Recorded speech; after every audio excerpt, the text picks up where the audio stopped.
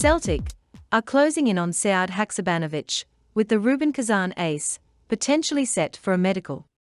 The former West Ham winger looks set to become Ange Postecoglou's latest signing. The latest report claims Friday medical is on the cards. Also today, Matt O'Reilly predicts Celtic rollercoaster season. While Ange Postecoglou's squad have enjoyed another blank midweek, it seems that Celtic's negotiating team have been hard at work, agreeing on a deal with Rubin Kazan.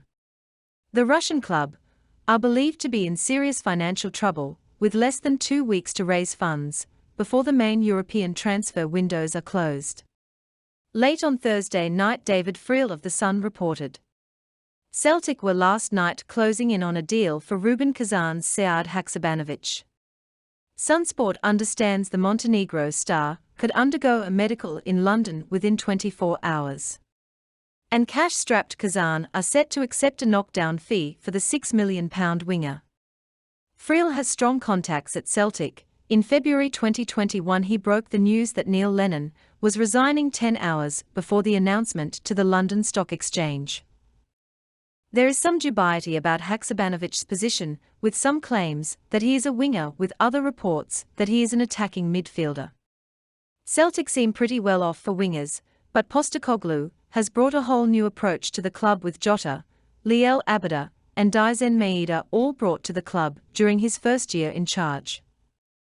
Haksabanovic hasn't played in any matches since the June Nations League matches for Montenegro. If the transfer is completed, it could be a couple of weeks before he is ready to make his Celtic debut.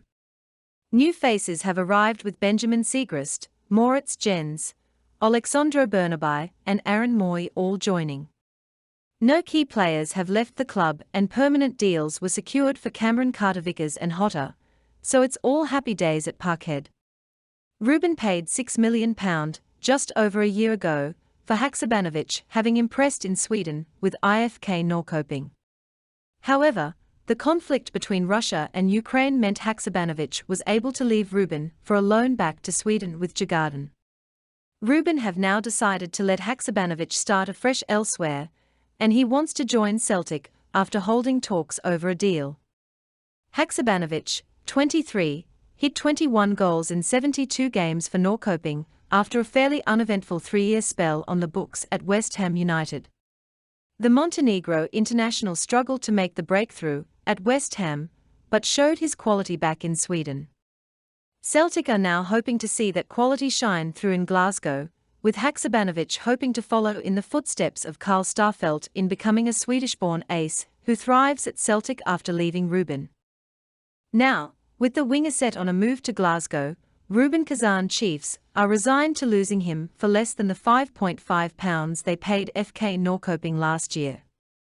Matt O'Reilly believes Celtic will need all of their attacking answers, as they aim to constantly solve increasing defensive puzzles. The Parkhead side have made a flying start to their title defence with 3 straight wins in a comprehensive beginning.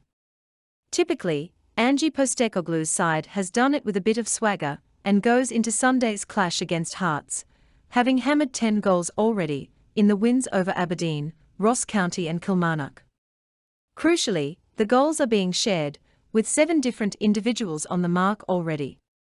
Although talismans such as Jota and Kyogo Furuhashi have hogged the headlines, Celtic have found defenders such as Stephen Welsh, Moritz Jens, and Carl Starfelt all adding to the tally through the trio of triumphs. As Celtic prepare to welcome the Tynecastle team, aiming to make it 4 wins from 4 in the Premiership and stay at the top of the table, they will again go at an organised opposition from all angles. Postecoglou is thrilled at the squad having multiple threats, and O'Reilly feels it is going to be crucial in the months ahead, with fresh challenges being posed on a weekly basis. He said, "It's important that we have a spread of goals from all over the team. That's the case especially with the way teams play against us in Scotland. They really try to stop us from playing our game, and we need to find a way past that. Take the Ross County game as an example. They were following the midfielders all over the pitch. I would run out wide, and that left Cameron Carter-Vickers with the space to run all the way up the pitch and shoot. That kind of shows that we will have to use as many options and resources as we can to score in certain games this season. Sometimes, we need to wear teams down and then look for the openings after 60 to 70 minutes. Spaces can open up even more at that point, and I think late goals could be quite common this season with the way teams are being set up. Being patient is important. We need to find the space when we can, and then it's a case of being clinical when we get the chances. Ironically, the midfield unit, which includes O'Reilly, Callum McGregor, David Turnbull and Rio Hatate, have yet to get off the mark, but the assists are there and the goals are surely coming. Postecoglou's men work tirelessly on the training pitch to ensure they fulfill their maximum potential on match days. It has been well documented through the start of the campaign that the additional Lennoxtown working days afforded due to lack of European qualifiers is helping them to further fine-tune their methodology. O'Reilly feels the benefits are evident and are going to have a big bearing on the squad when the cut and thrust of non-stop midweek football at home and abroad joins the weekend commitments at the end of this month, as the congested fixture list ahead of the World Cup in Qatar really takes hold. He said, "Having extra training time does help some of the new boys adjust to the way we are playing. This 4-week spell when we don't have midweek games should help us a lot. The players' bodies will get used to the training, and that's good, as come September it is going to be pretty full on. Having this period is going to help us later in the season." Of course, within their variety of tests and tasks lies the group stages of the Champions League. Having secured the title last term and automatic qualification, the players have been aware for 3 months that the big nights are looming after a 5-year absence from Celtic Park. By this time next week, Postecoglou and his players will know who they are going to face, with the draw taking place in Istanbul on Thursday. However, such is the way of life at Celtic that no focus is being placed on it at this stage. One of the secrets to the squad's success is their refusal to look beyond the very next obstacle, which comes in the shape of the Jambos. Postecoglou has built a 35-game unbeaten premiership run on the back of the total focus model to go alongside the exhilarating play, and O'Reilly says no minds will ever drift when there are more immediate matters at hand. The Denmark under-21 star said, "I haven't actually thought about the Champions League that much.